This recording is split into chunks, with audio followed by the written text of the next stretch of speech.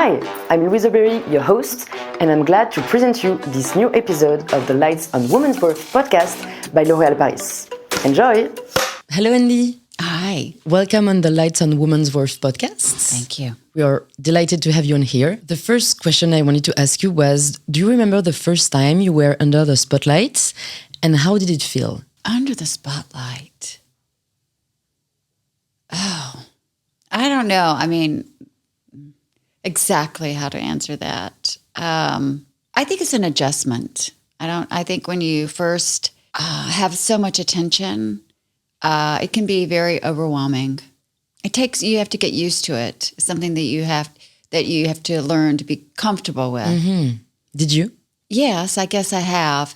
And it's like the other thing is being recognized, always being seen, I think is a huge adjustment. Yeah, for sure. You've been a L'Oréal Paris ambassador for almost 30 years now. How did you grow up as a woman with L'Oréal Paris? Oh, it's such a beautiful relationship, really is. I have so much admiration for them. I mean, just my career alone says a lot about the company. When they first told me that I was going to have this contract, I found out I was pregnant, and I was so scared I was going to lose it because I had to tell them. I couldn't hide it. Yeah, I could, you can't hide it. And I was afraid they would drop me, but they didn't. And it was the whole process of being a woman was revealed with my contract in L'Oréal. I worked pregnant. I worked after pregnant. I worked when I was nursing. All these parts of being a woman and this connection with this beautiful company that also was in the forefront of acknowledging that women are beautiful as they age. Mm-hmm. And then I aged with them. I went from being very young to a mature woman. I have a hard time with the word old. Honestly, I also have no shame, that I am the age I am. Mm-hmm. I've never had a problem saying my age. And I think L'Oréal's been giving me that feeling of self-worth. How did your relationship with beauty evolve throughout the years? I don't think that maybe my taste changed periodically depending on what's happening in my life, the way I perceive myself. I think there were times in my life that I wanted to feel there's so many parts to being a woman, mm-hmm. We have the different ways of like we might want to feel a little bit of rock and roll, or we might want to feel a little bit more angelic or softer or more feminine. We might want to feel masculine. We have all these opportunities to explore different parts of our character with makeup and how we dress. So I think, there's been different stages in my life when I have had different feelings about myself. So it's been fun to explore those with how I dress and wear my makeup. And how did you feel regarding your worth? Because for L'Oréal Paris, self-worth is a journey. What was your journey like?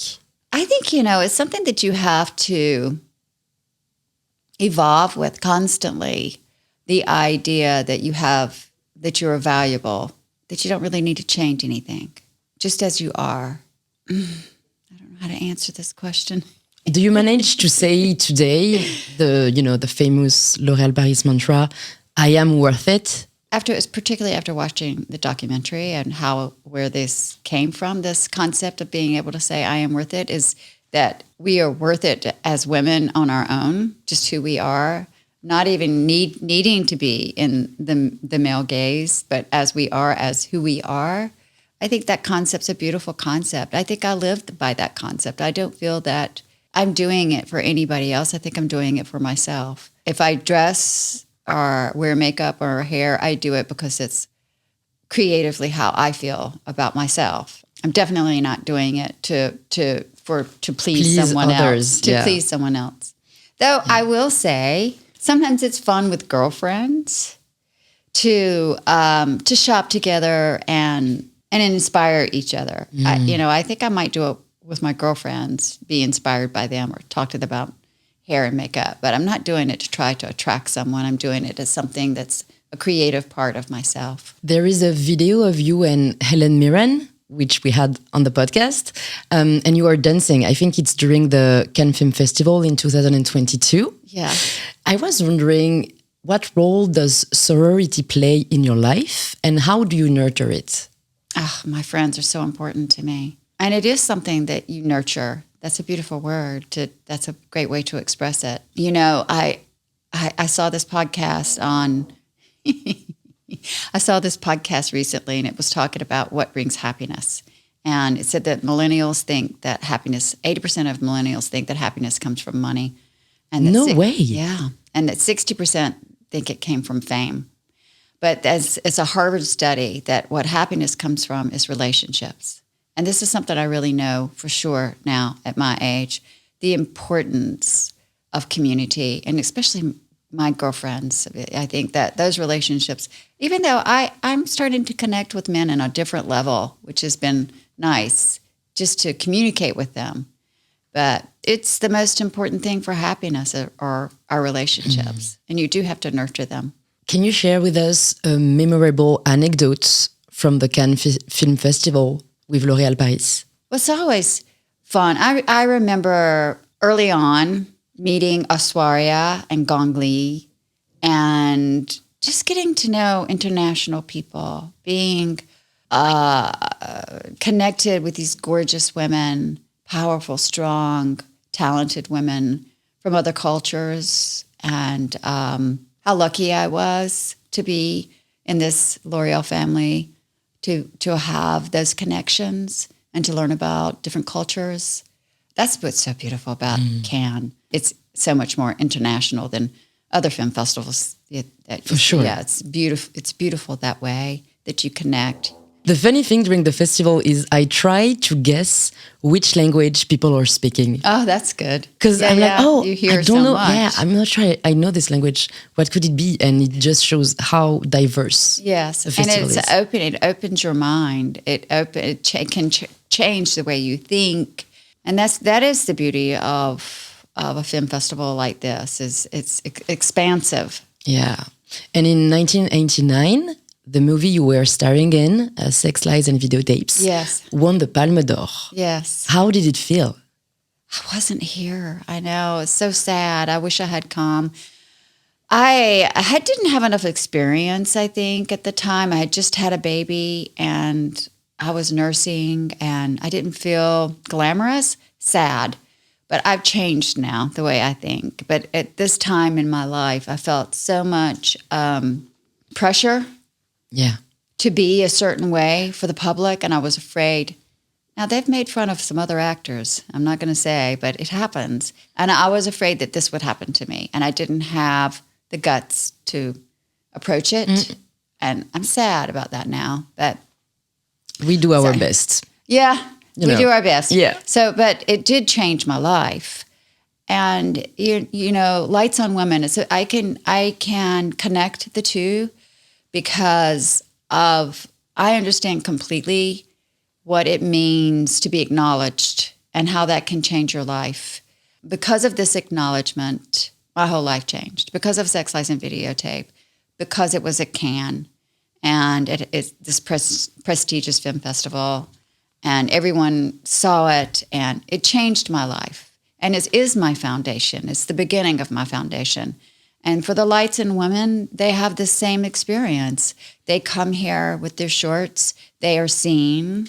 The light is shined on them, and the ones that win continue, and all of them continue to have something to stand on. And that for me, the beginning, Sex, Lies, and Videotape was the beginning of my foundation, and then I kept adding to it. And I live on that foundation to this day. I am standing on the foundation of the success of the films that I did that were validated and held in esteem. They give you something to stand on. Yesterday, you watched again the 3 movies that won the Lights on Women Worth Award. What would you say to the young directors, or maybe the aspiring ones? Maybe a piece of advice you wish you would have earlier. I'll tell them the same thing I told my daughters, was to watch movies, to watch as many movies as they possibly can. And Margaret kind of blows my mind. She really does. And I also said, learn what you love. And for myself, it was like, I knew what my strong suits are. I really do. I know what my strong suits are. And I can depend on those. I can rely on those.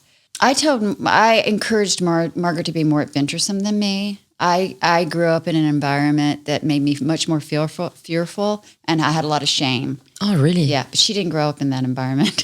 Thanks to you. I made sure of that she didn't have those issues, and so there's so many doors that are much more open for her because she's not reserved, and she has much more integrity in herself. If I did anything for her, it's that. That's the only thing I did for her. Everything else is definitely her. I mean, it's all her. But I would say to women and actors and filmmakers to know film. I'm still learning. I'm very fortunate that I'm in the Academy, so I watch all the movies every year. There's still so much I'd like to catch up on.